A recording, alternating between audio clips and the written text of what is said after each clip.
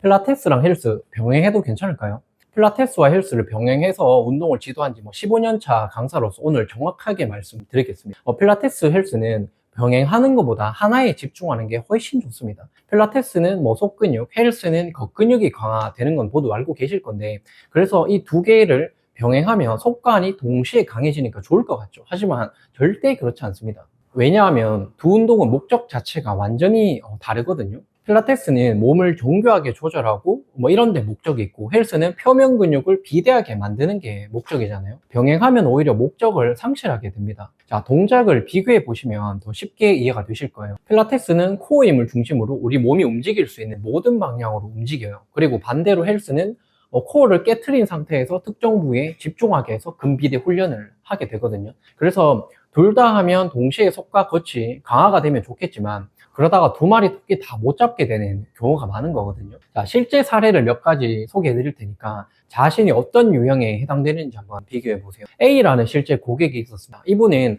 허리, 손목, 목 이렇게 아픈 데가 되게 많았거든요. 그런데 또 살은 빼고 싶어서 통증이 어느 정도 해결되면 다이어트 운동에 집중하고 싶다고 했는데, 그래서 처음에는 필라테스에 집중해서 하다 보니까 통증이 어느 정도 사라져서 헬스 운동도 병행해보자 했더니 다시 금방 아파지더라고요. 왜냐하면 필라테스 기구는 스프링을 통해서 몸의 부하를 더 줄여주는 효과가 있어요. 만약에 체중이 60kg인데 스프링 도움을 받으면 마치 30kg인 상태에서 운동을 하게 되는 효과가 있죠. 그러면 이제 어떻게 될까요?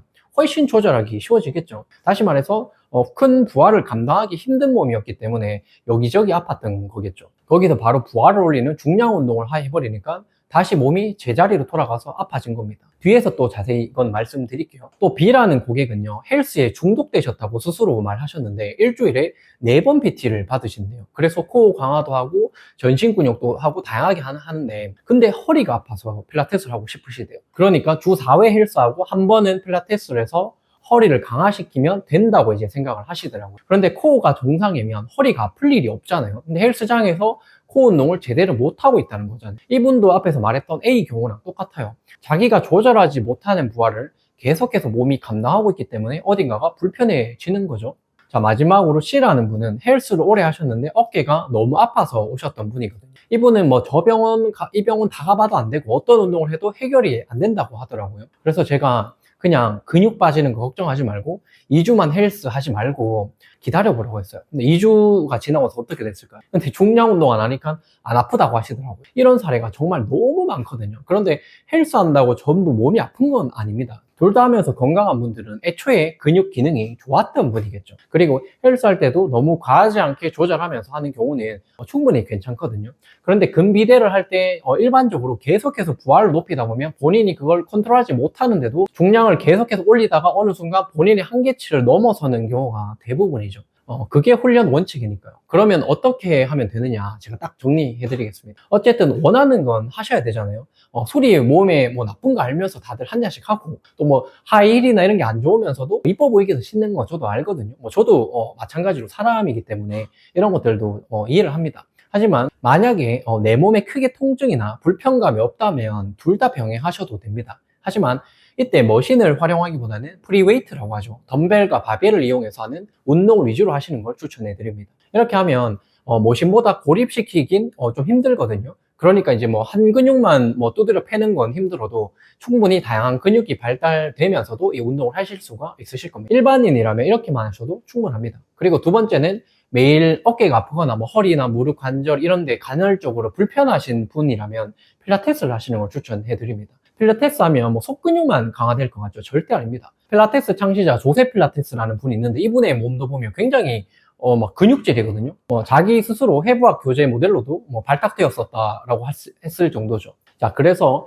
헬스에 비해서 근비대를 하기에는 당연히 부족하지만 심부코어를 중심으로 해서 전신 근력을 골고루 발달시킬 수 있기 때문에 필라테스 마셔도 충분합니다. 그런데 이렇게 말해도 결국 하고 싶으면 둘 다 하실 거야. 아마 아파서 중량 운동 쉬어라고 해도 안 쉬고 계속 하더라고요.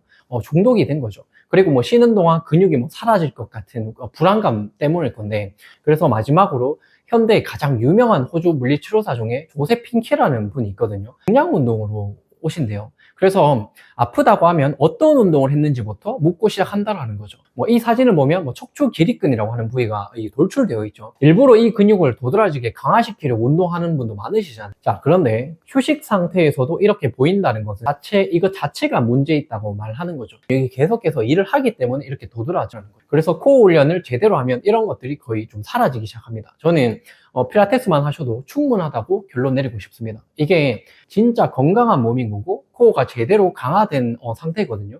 플랭크나 복부 운동 열심히 한다고 코어 운동이 되는 게 아닙니다. 코어는 왕자 근육이 있죠. 이 식스팩 근육이 아니에요. 상체와 하체가 움직임이 조화로워지게 돕는 게 이 주 기능이 코어 기능입니다. 이런 기능이 좋은 상태라면 강도 높은 운동을 해도 간헐적으로 해주는 건 전혀 문제가 되지 않습니다. 자, 여기까지 정리를 해드렸는데 어떻게 해야 할지 감이 오실 거라 생각을 합니다. 마지막으로 말한 중요한 내용 꼭 기억하셨으면 좋겠고요. 몸은 갑자기 문제가 생기지 않거든요. 서서히 문제가 생기고 미리부터 관리하는 게 최고의 방법입니다. 전문가에게 배우신다면 제가 금방 말한 내용을 잘 이해하시고 있는 강사에게 배우셨으면 좋겠습니다. 자, 오늘 내용이 도움이 되셨으면 구독, 알림, 좋아요 눌러주시고요. 저는 더 좋은 영상으로 찾아뵙겠습니다. 감사합니다.